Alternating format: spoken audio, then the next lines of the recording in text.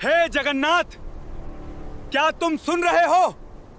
या हमारा विश्वास भी इस धूल में मिल जाएगा? खा लो बच्चों, मुझे भूख नहीं है, मैं खेत में खाकर आया हूँ।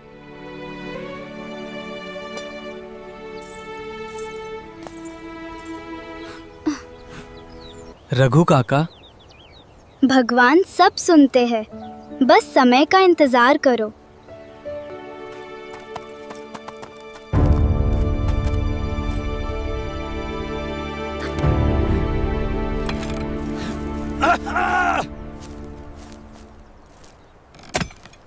गरीब पैदा हुआ है, गरीब ही मरेगा। अपनी औकात मत भूल। राजस्थान के सूखे मैदानों के बीच बसा एक छोटा सा गांव था, सोनापुरा। गांव इतना छोटा था कि वहां हर इंसान दूसरे को नाम से जानता था, और इतना पुराना था कि वहां के बरगद के पेड़ भी लोगों के दादा परदादा की कहानियां जानते थे। गांव के किनारे टूटी हुई मिट्टी की दीवारों और घास फूस की छत वाली एक छोटी सी झोपड़ी में रहता था रघुनाथ, जिसे गांव वाले प्यार से रघु कहते थे। रघु उम्र में लगभग 35 साल का था, लेकिन गरीबी और मेहनत ने उसके चेहरे पर 50 साल की थकान लिखती थी। उसका शरीर मजबूत था, मगर कपड़े इतने पुराने कि कई जगह से सिले हुए थे। हथेलियां फटी हुई थीं, पैरों में चप्पल तक नहीं थी। लेकिन उसकी सबसे बड़ी दौलत उसका परिवार था। उसकी पत्नी गौरी, जो दिन भर घर संभालती, दूसरों के घर बर्तन मांजती और फिर भी चेहरे पर मुस्कान रखती। उसके 2 बच्चे थे, 8 साल का मोहन और 5 साल की राधा। गरीबी थी, बहुत थी। कई रातें ऐसी होती थीं जब घर में सिर्फ 2 रोटियां बनती और 4 लोग होते। ऐसी रातों में रघु हमेशा कहता, मुझे भूख नहीं है, मैं खेत में खाकर आया हूं, और बच्चे मासूमियत से मान लेते। लेकिन गौरी जानती थी उसका पति झूठ बोल रहा है। उस सुबह भी सूरज निकलने से पहले रघु उठ गया।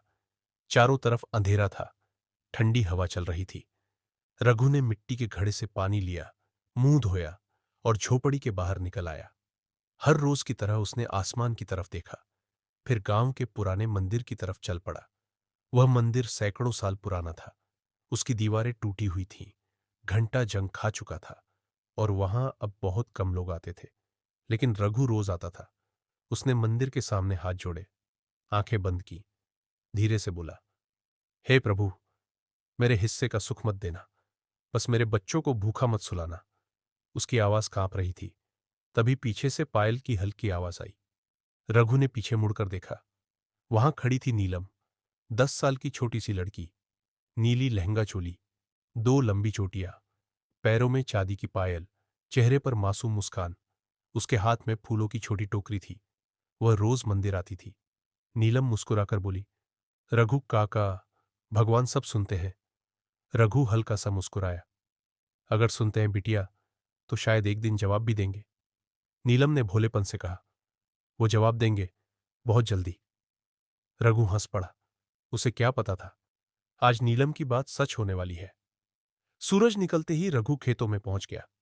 गांव का सबसे बड़ा खेत और सबसे बड़ा मालिक ठाकुर भैरव सिंह।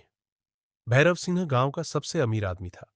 ऊंची हवेली, दर्जनों नौकर, सैकड़ों बीघा जमीन, और दिल पत्थर से भी कठोर। गांव का हर गरीब उससे डरता था, रघु भी। लेकिन मजबूरी थी, काम उसी के खेत में मिलता था। उस दिन धूप बहुत तेज थी। रघु झुककर मिट्टी खोद रहा था। पसीना उसके चेहरे से टपक रहा था, हाथ कांप रहे थे। लेकिन वह रुका नहीं। तभी दूर से घोड़े की टाप सुनाई दी।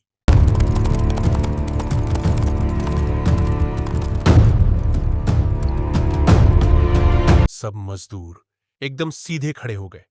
भैरव सिंह आ रहा था, काली मूंछें, रेशमी कपड़े, हाथ में चाबुक, चेहरे पर घमंड। वह घोड़े से उतरकर सीधे रघु के पास आया। ओए रघु! रघु ने तुरंत हाथ जोड़ दिए।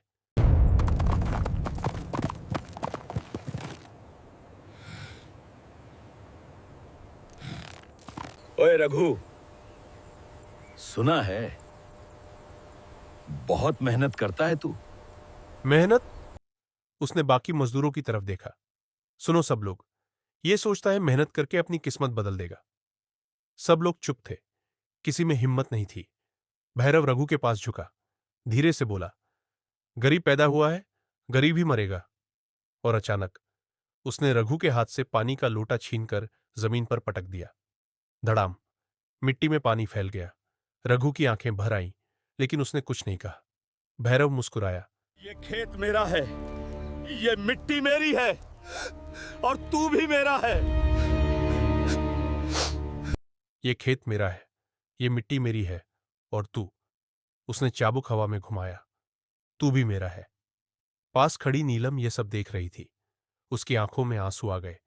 उसने मुट्ठियां भींच ली, लेकिन वह जानती थी अभी कुछ कहने का समय नहीं है। शाम हो गई। रघु थका हुआ घर लौटा, गौरी, लेकिन जैसे ही उसने झोपड़ी का दरवाजा खोला, उसका दिल बैठ गया। अंदर गौरी बैठी रो रही थी। साहूकार आया था, कह रहा था कल तक पैसे नहीं दिए तो घर छीन लेगा। भगवान, अब क्या करूं?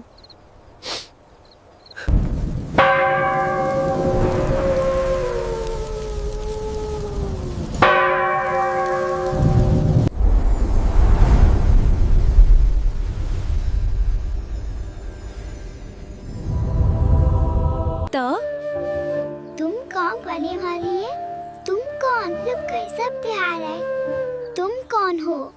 नीलम, क्या तुम मुझे नहीं पहचानती? मैं आया हूँ क्योंकि अन्याय अपनी सीमा पार कर चुका है। कल सूरज निकलने से पहले रघु को पुराने बरगद के पास ले आना, क्योंकि कल से किस्मत बदलने वाली है। अचानक पूरा मंदिर तेज रोशनी से भर गया। नीलम ने अपनी आंखें बंद कर ली, और जब उसने आंखें खोलीं, बालक गायब था। लेकिन उसके हाथ में एक मोर पंख था, और हवा में एक आवाज गूंज रही थी, मैं लौट आया हूं। पूरी रात नीलम की आंखों में नींद नहीं आई। उसके हाथ में अब भी वही मोर पंख था, हल्का, चमकदार। वो बालक कौन था? उसने मेरा नाम कैसे लिया? और रघु काका को बरगद के पास क्यों बुलाया?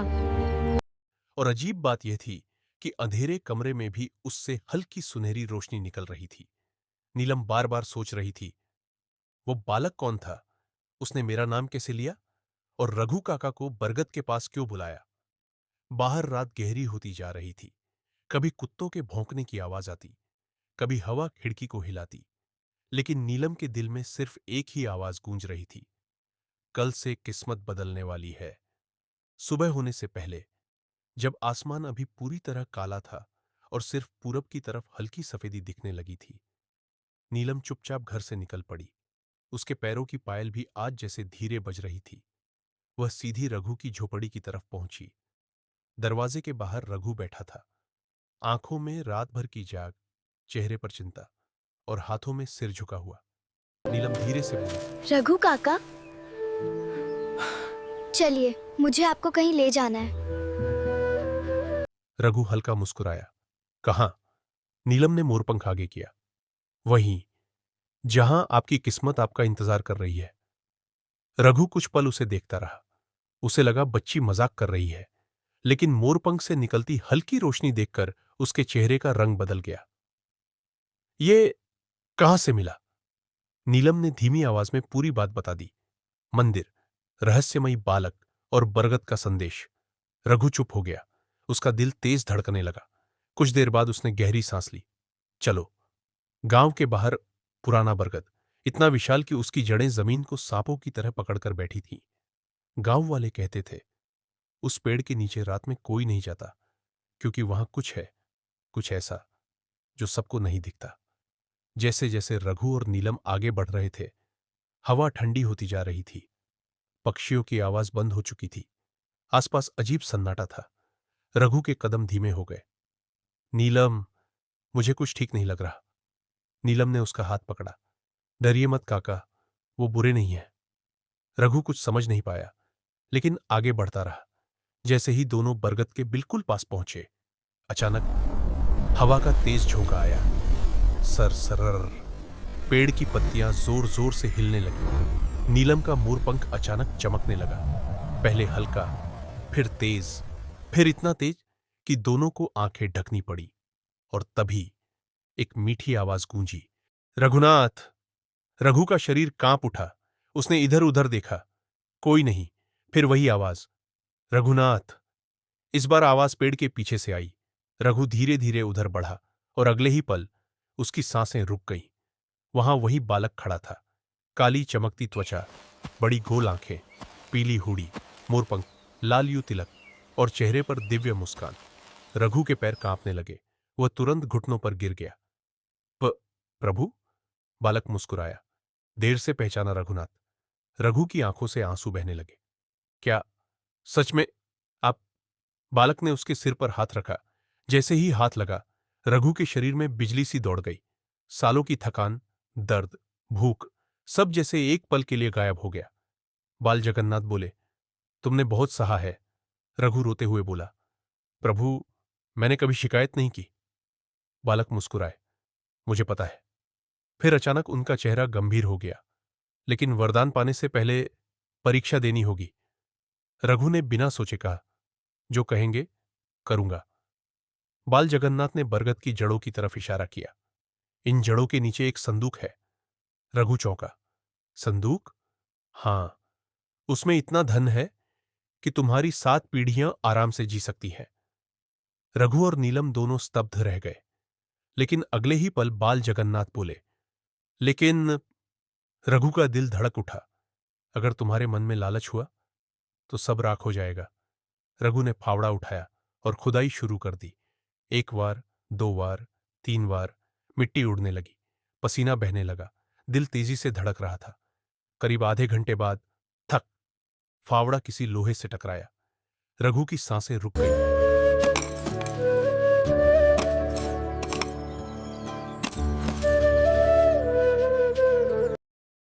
नीलम की आंखें चमक उठीं। दोनों ने जल्दी जल्दी मिट्टी हटाई और कुछ ही देर में एक पुराना लकड़ी का संदूक बाहर आ गया। संदूक पर अजीब चिन्ह बने थे और बीच में मोरपंख का निशान।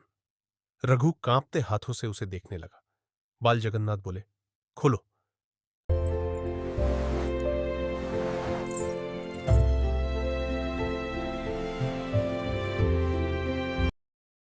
रघु ने धीरे से ढक्कन उठाया।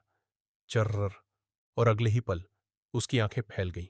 अंदर सोना, हीरे, मोती, चमचमाते सिक्के, इतना धन की आंखें चौंधिया जाए।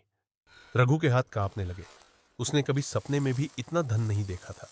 उसकी आंखों के सामने पत्नी, बच्चे, झोपड़ी, कर्ज, सब घूमने लगा। बाल जगन्नाथ चुपचाप उसे देख रहे थे, जैसे उसकी आत्मा पढ़ रहे हो। तभी रघु के मन में एक विचार आया, अगर मैं ये सब ले लूं तो जिंदगी बदल जाएगी। लेकिन अगले ही पल उसे भैरव सिंह का चेहरा याद आया, गरीब मजदूर याद आए, भूखे बच्चे याद आए, और उसने धीरे से संदूक बंद कर दिया। नीलम हैरान रह गई। बाल जगन्नाथ मुस्कुराए। क्यों बंद किया? रघु ने सिर झुका लिया। प्रभु, अगर ये धन सिर्फ मेरा हुआ तो मैं भी भैरव सिंह जैसा बन जाऊंगा। मुझे उतना ही चाहिए जितने से मेरा परिवार जी सके।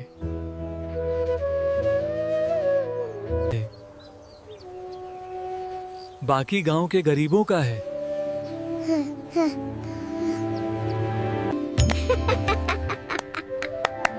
तुमने पहली परीक्षा पास कर ली। मुझे उतना ही चाहिए जितने से मेरा परिवार जी सके। बाकी गांव के गरीबों का है। बाल जगन्नाथ की मुस्कान और गहरी हो गई। तुमने पहली परीक्षा पास कर ली। अचानक, प्रभु, आप कहाँ चले गए?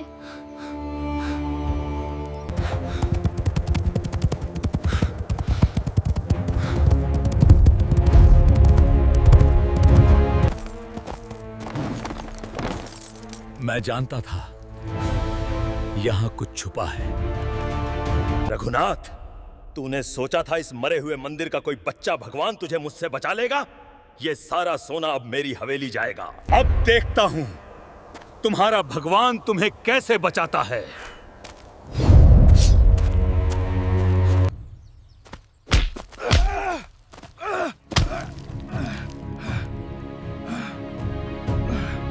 प्रभु, आपने मेरी ईमानदारी की परीक्षा तो ले ली, अब इस पापी के सामने अपने इस गरीब सेवक की लाज बचा लो। डरो मत रघुनाथ, जो सच के साथ है उसे मौत का डर कैसा।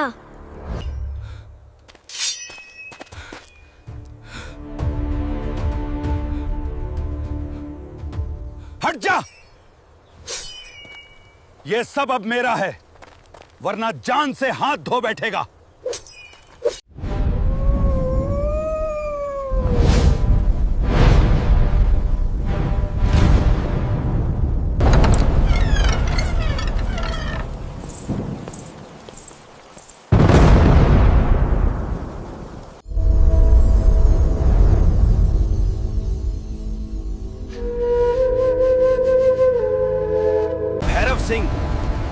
तेरे पाप का घड़ा आज पूरी तरह भर चुका है। अहंकार की सीमा समाप्त हो चुकी है।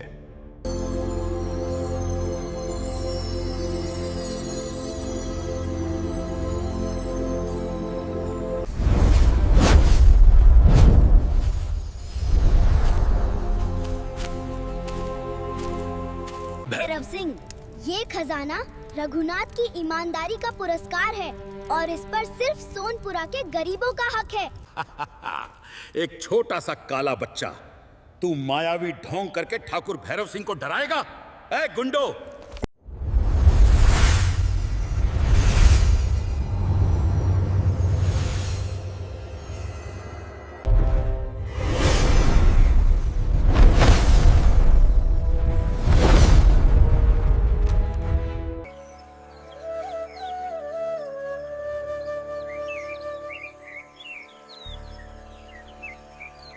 भैरव सिंह गुस्से से लाल हो गया। उसने तलवार निकाल ली। ठीक है, आज यहीं खत्म कर देता हूं तुझे। नीलम डर गई, उसकी उंगलियां कांपने लगीं। बहुत हुआ ढोंग, इस चाबुक से तेरी सारी माया अभी हवा कर दूंगा।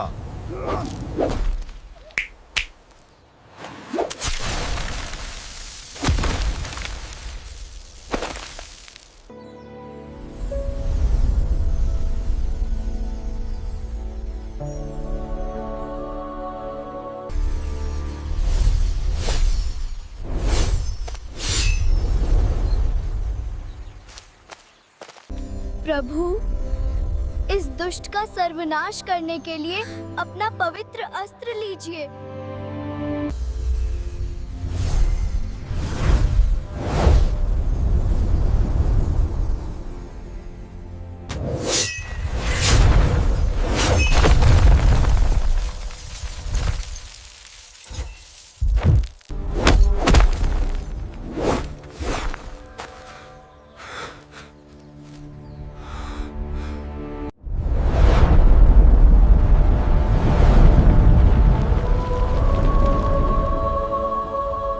मुझे क्षमा कर दो प्रभु, मुझसे बहुत बड़ी भूल हो गई।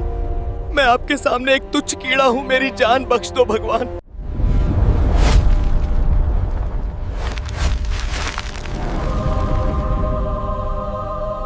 प्रभु, दया कीजिए, ये अज्ञानी आपकी महिमा को नहीं जानता था। भैरव सिंह, इस सच्चे और ईमानदार रघुनाथ की प्रार्थना के कारण आज तेरी जान बख्शता हूँ। लेकिन कान खोलकर सुन ले, आज इसी वक्त से सोनपुरा के हर एक गरीब और लाचार मजदूर का सारा कर्ज हमें। जो आज्ञा मेरे मालिक, आपकी आज्ञा सिर माथे पर। आज से सोनपुरा का हर गरीब।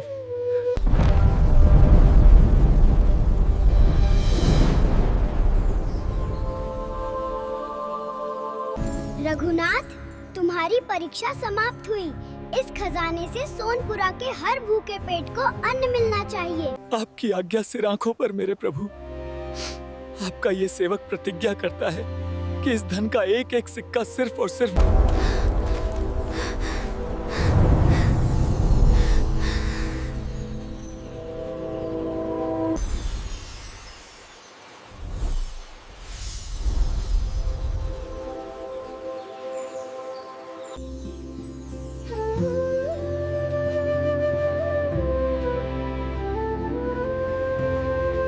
बचाओ!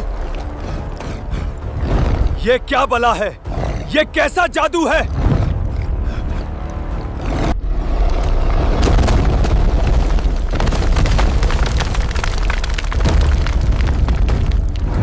कल तक पैसे नहीं मिले तो ये घर खाली करो। जय जगन्नाथ। अधर्म का नाश करो प्रभु, इस गांव को बचा लो।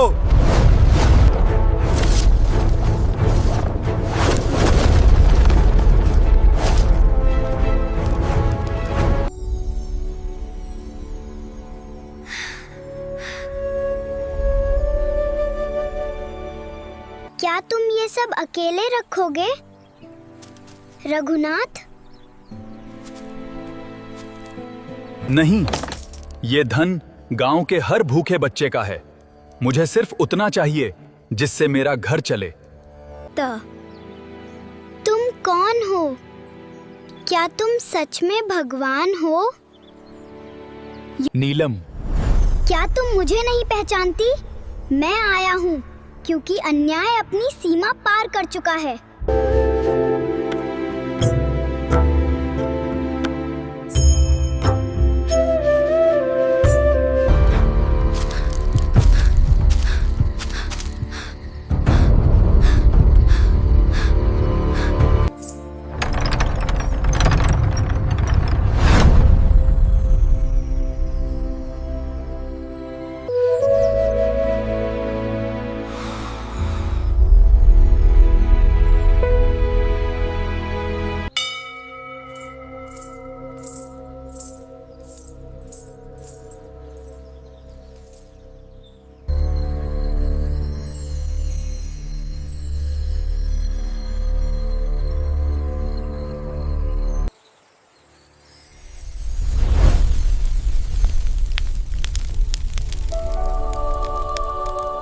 सूरज निकलने से पहले रघु को पुराने बरगद के पास ले आना। उसकी किस्मत बदलने वाली है।